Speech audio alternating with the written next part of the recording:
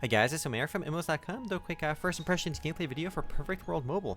Free-to-play MMORPG developed and published by Perfect World, obviously on mobile devices. I'll spend 10 to 15 minutes running around checking this game. Make comments if you guys do want to play for Perfect World Mobile or just learn more about it. Do check out the full review on MMOs.com on the link below. Let's go and start right now. We are playing as a winged elf. There's apparently 3 races in the game: humans, untamed, and winged elves. Kind of similar to the PC version of the game. You can see our stats for winged elf: healing and assist. Okay, then we're a cleric apparently, and our stats are measured by life, hurt, team, and diff. I'm pretty sure what they meant to say is like your health, your damage, or your strength, and I guess teamwork is fine, and diff is maybe defense. I'm not sure why the translations are really wonky, but the game is available officially in English as of September 2019, and obviously we're gonna make a female character over here. Actually, are they gender locked? Can we play as a male and we still gonna be a healer? Will we play something else? All right, let's see what we got over here. Click on the dude, and we're going to be an archer now. So it looks like they are gender locked classes, at least for the winged elves. So we can see we're going to be an archer, and for damage and flexibility, we're going to play as a healer only because we do want to play a waifu character, right? Because Perfect World is always about them waifus. If you play the PC version of the game, you will know the highlight of Perfect World on the PC has been its awesome character creator. So let's go play with this for a brief moment. I did play a bit on the actual on my iPhone, so we're gonna make a new character over here. I do want to say the character creator here is actually pretty decent. Look at these cheekbones, boys. You can play with a lot of these options. And if you played the PC version of this game, you know you can do a lot of wonky stuff, and you can do wonky stuff on the PC on the mobile version as well. Unfortunately, not nearly as wonky, but you can already see. Look at that beautiful chin. Is that not the best chin you've ever seen in your life? Big nose gaming. All right, look at this. Oof, nose height. You can play with this quite a bit. So we can see our hair options as well. You can see these, a blush or decoration. You know, let's put one of those on there. Why not? Let's get some big lips, boys. Big lip gaming. And again, Perfect World has always been known for its remarkable character creator. You can see my video on the MMOs.com YouTube channel for the PC version of the game. You can make some absolute units and monsters on the PC version. Now, the mobile one isn't quite as ridiculous, though it's definitely up there. We can mess with our eye. Oof, that is a little bit creepy, boys. Yes, let's make our eyes perfectly squinted. And oh, we are woke. Look how big these are. Yeah, let's go small eyes, eye width. That is just really creepy. Very few games let you do this, guys. Very few games let you play this wonky. But Perfect World Mobile, we're going to go right to the good stuff and get right in over here, boys. We're going to go with our head size. There you go. Small head gaming. Let's get some small torso gaming, small waist. Look at that small waist. All right, small arms, small legs, and of course, the boob slider is going to max out. Can we make it look bigger if we get a bigger waist? No, what about torso? Yes, there you go. Big boob gaming. Different skin color options as well, but let's just jump right in. We're going to go be Bobby Terry. Let's go the default name. Now, I've played quite a few Chinese mobile MMORPGs in the past. Most recently, I played World of Kings, and I've been playing a little bit Perfect World Mobile on my own, and the core gameplay is very similar to other traditional Chinese mobile MMORPGs. If you played World of Kings, it's very much like it. Of course, the Perfect World skin. And I do want to say the production value is quite good. That's probably where Perfect World Mobile really stands apart. Let's jump right in. I am playing on the emulator, recording the emulator. We're going to skip the story. There is a story. There is some voice acting. All right, let's go, boys. Mountain Keep and Crybaby. I love in the tutorial, they have an NPC named Crybaby. Wait for me. Well, I guess they kind of fit the name. So this is kind of like an instant zone where you start in the game and it's going to show you some core gameplay stuff, how to move around, how to attack. And we're a cleric, but we kind of shoot with like a magical bow. But we're a cleric, boys. We're a cleric. Use our abilities, and visually the game looks pretty good. I mean, that's really where the game really stands apart. Again, I'm not sure why they named my NPCs Crybaby, Solitude, Dion, Mountain Keep. I mean, they all kind of make sense except Crybaby. It's just a very weird name. Like, I don't know. It just doesn't kind of... It totally breaks immersion. I mean, it's not, like, maybe they were going for, like, try to make it sound like a player name, but they named it Crybaby. Tap to skip. And if you've played any of these mobile MMORPGs, you know the first 30 minutes or so is spent basically... Actually, the first 2 hours, I would say, is spent doing a lot of these manual... doing these auto-questing. It goes pretty quickly, but you got to do all this stuff. Pursue your target. You left-click on this, and you carry... Ooh, I like the view we get. Right from the get-go, Perfect World Mobile delivers what we want to see. That booty shot. Or the panty shots. So what you do early on in a lot of these games is basically click next, next, next, next on a lot of these quests. If you played on the PC, Revelation Online, it's actually very similar. I think it's a very Chinese game design mentality. The first few hours of the game almost exclusively spent clicking next, next, next on these quests. And then the game eventually unlocks and opens up where you have a little more options on what you want to do. And Perfect World Mobile is quite a bit like that. So we're still in that little tutorial quest over here. I'm not sure, I don't think we can skip this, but it's not very long. It's not a big deal anyway. But really the tutorial kind of continues after that as well. So I think now we should be entering the persistent world of the game. And this is actually a really really successful game in China. And I do find it remarkable what works really well in China doesn't seem to always work in the West. And it really doesn't, because this game, again, is very big in China. I don't think it's going to be very big in the West. I mean, World of Kings, again, is very similar in core gameplay, and I don't think it's huge here either. A little bit of lag, but again, it will run better on actual mobile devices. Let's go with 3D mode, boys. Hit that up over there. So you can see now where you can see, oh, you got some weird, I guess you can do some filters there if you want. No need to.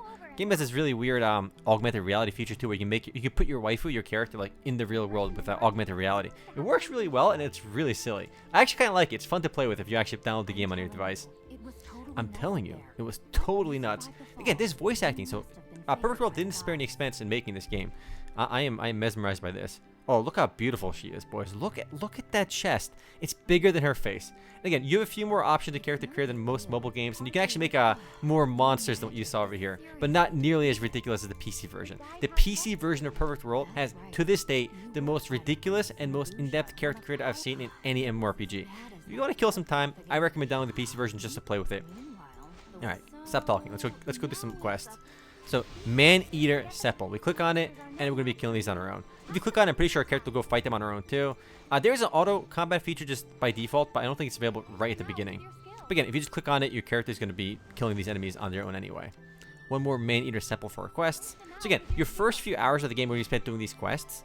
And once you do a bunch of them, the game will open up a bit more on how you want to progress, and that usually involves running through dungeons and doing some various dailies. Again, if you played Revelation Online on the PC or on mobile, you've played World of Kings. It's very similar. It's this very interesting and different Chinese game design mentality. I find it very odd. I prefer, not just going through daily check marks, but a lot of these games do it. Let's go kill this rock puppet.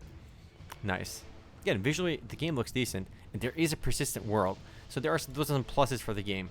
But the core gameplay, again, is very similar to World of Kings and a lot of Chinese MMORPGs. So you can see, once you click on this button over here, we can see our events. And this is where you this is where your checkmark gameplay begins. You have XP dungeons, you can auto-match, make your own parties, and you can just run through these to gain experience. Again, all these different kinds of dungeons and daily events you want to do. And you just basically run through these every single day. This is like your checkmark for what you want to do when the game actually opens up. And there's a whole bunch of these. There's so many. Again, very similar to other Chinese MMORPGs. Anyway, let's go kill this rock puppet. Dedicated practice. And we'll unlock more abilities later on. And there's like a million ways to power up your character, as with any... I mean, if you play any Chinese browser games as well, that's always the case. It is a bit weird. Very, very, very wonky and a little bit different. Something you haven't seen in a lot of Korean games. And I don't think our graphics are maxed up either, because the game looks beautiful. Absolutely beautiful on my iPhone, actually. That's probably the best thing going for it. Let's see our visual settings. No, we're on Exquisite right now.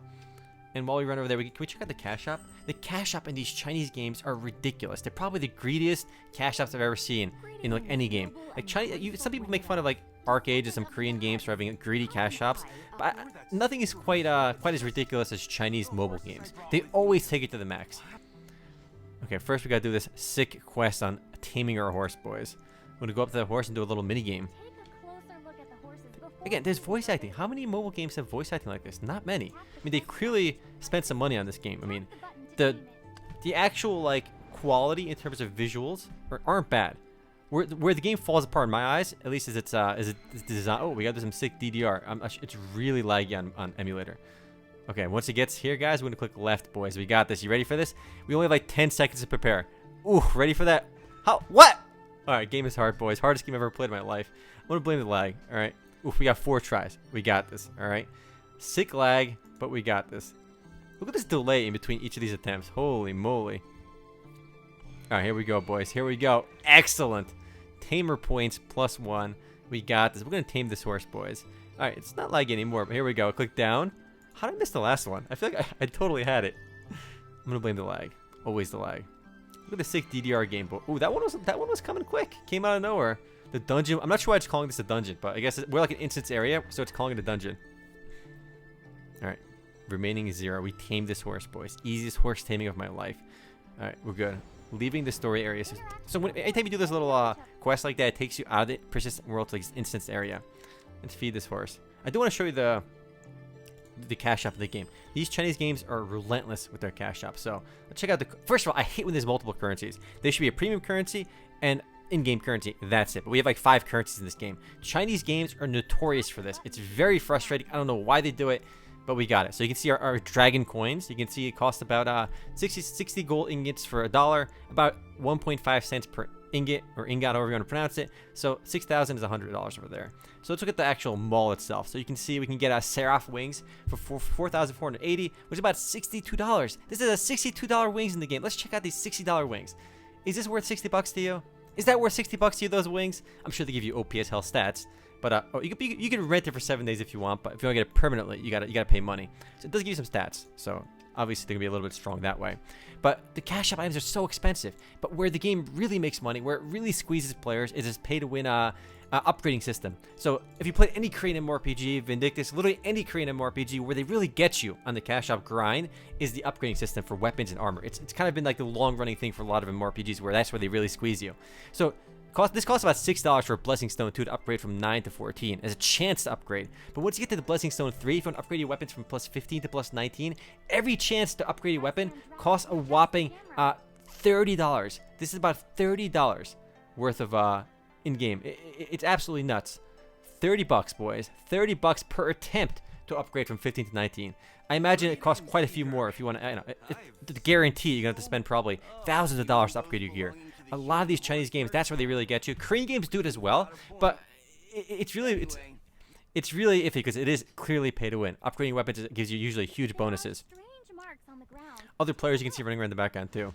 But again, the first 2 hours, almost any of these Chinese mobile MMORPGs, is going to be spent doing these quests, kind of going through this tutorial. And once you do all of that stuff, the game opens up where you want to do your daily dungeons, daily quests, daily grinds. And we got to kill this little boss NPC over here. It'll be probably pretty easy. I got the title of Horse Tamer. I don't think I can auto fight these just yet, but you'll be able to do it later on. I mean, right from the interface, you'll be able to find like the game auto potions for you. It does a lot of things automatically for you.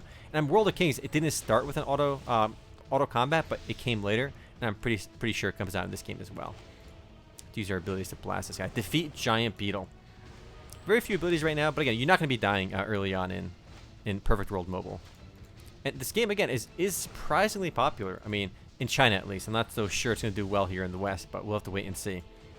But what's really disappointing to me is these games are actually quite technically impressive. Visually, they generally run really smooth as well. Excuse the lag in the video. It's mostly because I'm playing on an emulator. On my iPhone, the game runs beautifully smooth and looks gorgeous. So technically, these are impressive games. It's just the actual game design itself, I think, leaves a lot to be desired. A lot of Chinese game design to me has been very wonky. But you have a persistent world game, a giant persistent world. You can actually jump as well and fly around. I mean, a lot of mobile games don't even let you jump in the persistent world. You can actually jump and fly around this game. If you played the PC version of Perfect World, flying and exploring the world is clearly a big part of the game. You have like 4 different jumps in this game too, so you can really start gliding around right from the get-go. And it looks nice. The world again is persistent world. And again, excuse the lag over there. Defeat Giant Beetle, done. Let's go. We gotta talk to this guy. What am I doing? All right, let's go right over there. So the game is technically impressive. It's just unfortunate that it's pigeonholed into this Chinese game design where the first few hours are very boring, and after, please select. Oh, I guess there's another guy standing there. Defeat Giant Beetle. Let's go hand this quest in. Where the core gameplay is very checkbox driven, where you just log in and do all your dailies, and there's little reason to explore the world because you can usually start teleporting around between NPCs as well, so you don't really get a good sense of the world either. Again, same problems I've had with World of Kings. Retrieve box of secrets. So we got to go get those box of secrets, boys. Look at those legs. Look at those thin legs. I feel like my character's BMI. All my character's like weight is in the boobs. Like her boobs weigh as much as the rest of her body combined. Again, apologies for the lag on I'm recording with Nox emulator. I should have recorded with BlueStacks, but there are some weird graphical glitches in the game if I did it on BlueStacks for some reason. All right, intelligence report is hidden. Jump high. Here we go, boys. Another mini game. Oh, look at that! I only have like a full 20 seconds to click on these. Here we go. Oh man, look at those legs. Look at these sick graphics, boys. Jumping around, grabbing some stuff. Tap the quest objective. So again, the first 2 hours of the game, clicking on the jump button over there, and eventually we'll be doing our dungeons, or our daily dungeons. Jump down. Again, we have 4 jumps. We can glide around. You can jump quite high in this game. And eventually I think we get a flying mount as well. Right now we're just gliding. 4th jump to glide. Bam. Look at that 6 speed. Again, beautiful game world. It runs well as well on mobile. It's just that the gameplay seems to be the problem in my eyes. All right, we just landed on our horse and we're A-okay. See our character menu too. And you can see different ways to upgrade our character. I think I got some skill points as well. Look how beautiful she is, boys. 10 out of 10 beauty. You didn't open it? Alright. Title screen. You can equip various titles. I'm not sure the titles give stats in this game. I think it's a lot of Korean games, they do give stats. Okay, so we gotta, here we go. We gotta read this parchment like this. Bam. Look at this interactive gameplay, boys. Interactive gameplay. Alright, close that out. Read the letter. Did we just read it? Damn, beautiful character, boys. Deliver the message. Bam. All my stats going up, leveled up already. We can see our skill menu. And you can see all my skills over here. Upgrade all. Just hit the upgrade button. Oh, confirm, not cancel. Greetings, young seeker. But if you liked World of Kings and you've liked the other Chinese mobile MMORPGs out there, in that case, Perfect World Mobile, I would say, is worth trying. Again, it's a higher production value game than most of these mobile Chinese games, but it's going to suffer from all the same problems from other mobile games. If you don't like autoplay, if you don't like this really, really easy combat, especially early on, you're not going to like Perfect World Mobile. I mean, the only thing I really like about it is the visuals. The character creator is fun and more wonky than a lot of other games. City of Elder Plume. But people are playing. Not my cup of tea personally. Talk to the Elder. That feels amazing! Already? But yeah, it's Perfect World Mobile, boys. I think it'll do really well in China, as it's been doing for the last few months already. Not sold on its success here in the West, though. But I don't know. I don't think Westerners like playing these autoplay games. I mean, even Lineage 2 Revolution has been a huge success in South Korea, but not so much here in the West. So now we're in another instant story zone right now. Man, we're all flying around. But yeah, if you want to play it or learn more about it, do check out the full review on the link below. There's a link in the description to play the game as well. Anyway, guys, later. That's Perfect World Mobile, boys.